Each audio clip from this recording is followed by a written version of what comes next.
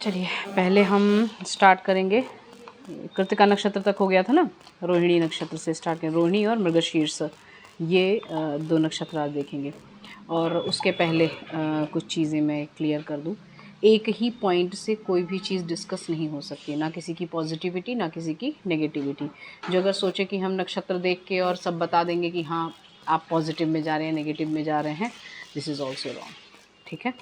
और ये एक का मैसेज आया था, कुछ नेगेटिविटी बताते चलिए। इसकी नेगेटिविटी तो हम बता ही रहे हैं ना, डिजीज़ इटसेल्फ और नेगेटिविटी ही, ठीक है, नेगेटिव चीज़ ही बता रहे हैं। पॉजिटिव तो हर जगह मिल जाएगा कि नक्षत्र के ये लक्षण होते हैं, इस नक्षत्र में पैदा हुए लोग ऐसे होते हैं वैसे होते हैं वगैरह वगैरह, ठीक है। और ये मत सोचना कि इसकी कोई रेमेडी आने वाली है, ठीक, ये घरेलू नुस्खा तो है नहीं कोई, ठीक है, कि ये दर्द हो रहा है तो पेट पे हींग लगा लीजिए सही हो जाएगा, या छींकें आ रही हैं तो ये कर लीजिए सही हो जाएगा। शास्त्र है ये, पूरा अध्ययन करने के बाद उसके बाद डिसीजन लिया जाता है कि हुआ क्या है और इसके बाद इसकी ट्रीटमेंट क्या है, मतलब इसके बाद इसका निवारण कैसे करना है, ठीक है। तो ये कोई रेमेडी जैसी चीज़ें उस पर वर्ड मत यूज़ करिए कि ट्रीटमेंट के लिए हम इसके रेमेडी देंगे, या एक चीज़ को देख के ऐसे अश्विनी नक्षत्र में कुछ हुआ है या अश्विनी नक्षत्र की व्याधि अगर दिख रही है तो हम चलेंगे उसकी रेमेडीज़ देंगे, ठीक है। बहुत सारी चीज़ें भी और भी कुंडली में आएंगी, ये एक ही पॉइंट को लेके नहीं है। तो वही बात हुई ना, बीएमएस का फर्स्ट ईयर का बच्चा पूछ रहा है कि दिनचर्या में अगर जो दिया हुआ वो ट्रीटमेंट ऐसा यूज़ कर सकते हैं, और उसके बाद वो क्लिनिक खोल के बैठ गया। यही बात हुई ना, इसीलिए, ठीक है। पहले आप थर्ड ईयर तक पहुंचिए, पहले आप फाइनल तक देखिए, उसके बाद फिर आप चीज़ें समझ पाएंगे, ठीक। चलिए नेक्स्ट देखते हैं, रोहिणी नक्षत्र। इस नक्षत्र में जो होता है वो सिर दर्द सबसे पहला एक व्याधि बताई है। सिर दर्द मतलब रीज़न कुछ भी हो सकता है। सिर दर्द इज़ अ डिज़ीज़, जैसे ज्वर होता है, फीवर होता है, और सिर दर्द एक व्याधि भी आती है, मतलब कंटिन्यू विदाउट एनी रीज़न सिर दर्द होता रहेगा होता रहेगा होता रहेगा, ये भी एक व्याधि भी है, ठीक है। तो दोनों ही कंडीशन में रोहिणी नक्षत्र का इन्वॉल्वमेंट रहेगा। उन्माद, उन्माद मतलब पता है व्याधि क्या होती है? इंसैनिटी। और आई डोंट थिंक सो कि अभी किसी भी पर्सन में इंसैनिटी नहीं होगी, ठीक है। इंसैनिटी मतलब वैसे नहीं, जैसे कुछ बैठे हुए और अचानक से जो है लगा कि उठ के भागने लगे, या मन में कुछ अलग सा चीज़ चल रहा है, कोई कुछ बोल रहा है और बातें कुछ और दिमाग में चलते जा रही हैं, ये भी इंसैनिटी के ही अंडर में आता है, ठीक है। तो उन्माद मतलब कि जो नॉर्मल सद्वृत्त हमारे में बताया गया सुंदर आचरण, उसके अलावा यदि सोसाइटी में कोई लक्षण दिखते हैं किसी पर्सन में विदाउट एनी रीज़न या रिलेटेड भी नहीं होता है, तो उसे उन्माद में लिया जाता है और कंटिन्यूटी बनती है तो वो व्याधि में कन्वर्ट हो जाता है, ठीक है। ये भी मन से ही रिलेटेड है, माइंड से ही। प्रलाप, प्रलाप दो तरीके के होते हैं। कुछ लोग होते हैं जिनको कुछ भी बोल दो या बस इतना भी पूछ लो ना कि हाउ आर यू, तो वो एक्सपेक्टेड अगर नहीं होता उस इंसान से पूछने के लिए कि आप कैसे पूछ लिए, तो वो रोने लगते हैं वो। और कुछ लोग ये भी प्रलाप में लिया जाता है कि किसी लोग से पूछ लो और सब बढ़िया चल रहा है तो भी अरे मेरी ज़िंदगी इतनी ख़राब है, मैं क्या बताऊँ, ऐसा हो गया तो वैसा हो गया, हमेशा नेगेटिव चीज़ें ही वो एक्सप्लेन करते रहेंगे अपने बारे में। हाँ एग्जैक्टली, जो रोना लगा रहता है जिनकी ज़िंदगी में, उसे प्रलाप कहते हैं। कुछ लोग ऐसे होते हैं कितना भी पूछने के बाद भी वो बताते हैं, जब पूरा सेटिस्फाइड हो जाते हैं कि ये मेरी बात कहीं नहीं गएगा, वो तो अलग चीज़ होगी। मैं तो व्याधि के बारे में बता रही हूँ ना, प्रलाप होता क्या है वो आप देखिए पहले, ठीक है। वो चीज़ें तो फिर वही आलोचक पित्त साधक पित्त के ही ऊपर चली जाएंगी। जब तक आप पूरा कॉन्फिडेंट नहीं हो जाएंगे कि ही और she is not going to discuss my things, तभी आप उस पर ट्रस्ट करेंगे। ये वाली जो चीज़ होती है वो तो साधक पित्त पे आएगी फिर, ठीक है। यहाँ पे व्याधियों के बारे में चल रहा है। प्रलाप कहते किसको हैं? अचानक से रोने लगना विदाउट एनी रीज़न, कि रीज़न पूछो तो कहेंगे मुझे रोने का मन कर रहा था, ये भी होता है, ठीक है। ये सब प्रलाप के अंडर में आते हैं, ये भी मन से ही रिलेट करता है। कुक्षी शूल, कुक्षी मतलब कि आपका उदर का वह भाग जो बोन से कवर्ड नहीं है, उसे कुक्षी कहेंगे। रिब्स हैं, रिब्स के नीचे, और जो ये है सैक्रम, उसके ऊपर का भाग जो बोन से पूरा कवर्ड नहीं है, उसे कुक्षी कहते हैं। कुक्षी का एक अर्थ और होता है पाउच, ठीक है। जो पाउच में चीज़ें रखी हुई हैं तो वो कौन सा भाग है, वो है उदर भाग। तो वहाँ का वहाँ पे दर्द होते रहना, उसे शूल, वो कुक्षी शूल, ये रोहिणी नक्षत्र के अंडर में आता है, ठीक है। और रोहिणी नक्षत्र में अगर कोई व्याधि स्टार्ट हुई हो या रोहिणी नक्षत्र कोई व्याधि होता है तो 3, 7, 9, 10 इतने दिन तक वो रहेगा ही रहेगा।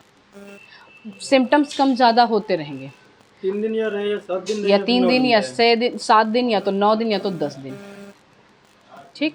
मतलब डिपेंड करता है, मैक्सिमम 10 डेज मान के चलते हैं, मिनिमम 3 दिन, लेकिन सही हो जाता है, ठीक है। ऐसा भी होता है, और कम ज़्यादा हो के तब सही होगा, ठीक है। और ये स्थिर व्याधि है, ये स्थिर नक्षत्र है रोहिणी। मतलब अगर चीज़ें रहीं तो ये स्टैग्नेंट हो जाएंगी, मतलब कि जो सिम्टम रहेंगे पूरी तरीके से कभी कभी जाते भी हैं, कभी कभी फिर से रिपीट होकर फिर से आएंगे, स्थिर हो जाते हैं तो, ठीक है।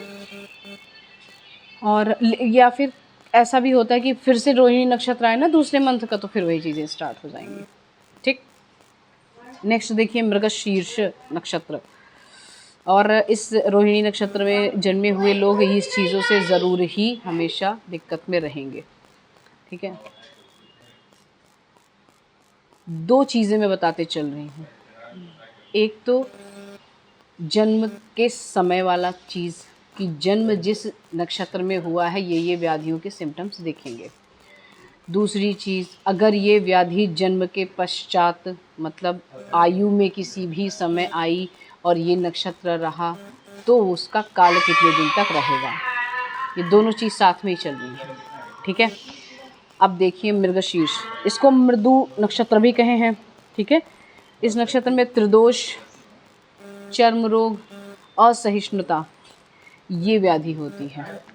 अब चर्म रोग तो बहुत भयंकर होता है, लेकिन मृदु नक्षत्र है तो इसके इफ़ेक्ट के अकॉर्डिंग, जैसे चर्म रोग केवल इसी में नहीं आएगा, अभी और भी नक्षत्र में आएगा चर्म रोग।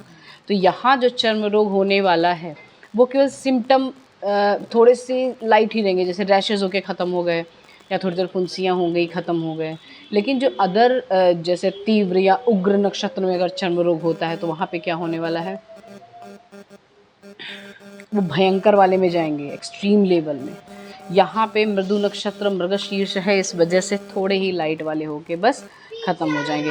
असहिष्णुता क्या होती है, किसी चीज़ को न सह सकना, इंटॉलरेंस, इसको एलर्जी की कंडीशन भी कह सकते हैं, ठीक है। जैसे बहुत लोग ऐसे वातावरण में घूम रहे हैं जहाँ पे बहुत धूल उड़ रही है, किसी को जुकाम तो नहीं हुआ, किसी को स्नीजिंग तो नहीं शुरू हुई, लेकिन असहिष्णुता मतलब एलर्जिक कंडीशन जब आती है तो एक स्पेसिफिक पर्सन को ज़रूर हो जाएगा।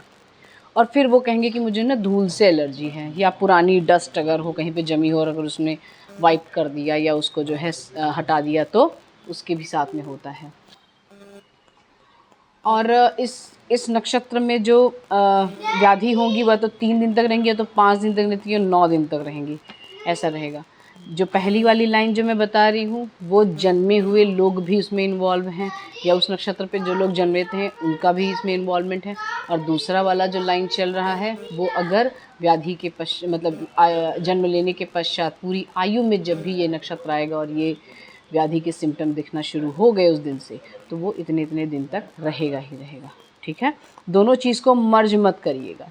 कोई भी चीज़ एक दूसरे से संबंधित हो सकती है लेकिन वो मिलेगी नहीं, एक दूसरे में मिक्स नहीं हो सकती है। तेल पानी जैसा चल रहा है, ठीक है।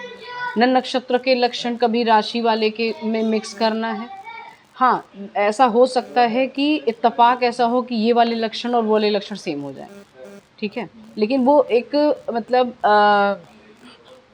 कह सकते हैं कि जैसे या प्लैनेट्स क्योंकि नक्षत्रों से ही ये भी राशि बनेगी, तो इसलिए इसके लक्षण तो मिल ही जाएंगे। लेकिन प्लैनेट्स के भी लक्षण और ये नक्षत्रों के लक्षण मिल सकते हैं, या कभी कभी ऐसे होता है कि दोनों चीज़ें बहुत ही मर्ज होके एक ही लक्षण को बहुत स्ट्रॉन्ग बना देंगी एक पर्सन में, लेकिन उसको एक इत्तेफाक ही समझेंगे फिर, ठीक है। इसीलिए बार बार जब ट्रीटमेंट का मैसेज आता है ना कि आप इसके कुछ ट्रीटमेंट बताते चलिए, जैसे वो कांत लोह का मैंने बताया था, हेयर फॉल बता दिया था, तो उस पर बहुत लोगों के मैसेज आते हैं हेयर फॉल में ये यूज़ करना है, तो कहाँ से मिलेगा ये लोह। Hair fall is not only the reason for ये राहु केतु या फिर कोई और प्लैनेट्स, ऐसे कुछ नहीं हो सकते, नक्षत्रों से आप उसको रिलेट नहीं कर सकते हैं। ठीक है, बहुत सारे रीज़न हैं जिसकी वजह से हेयर फॉल हो सकते हैं।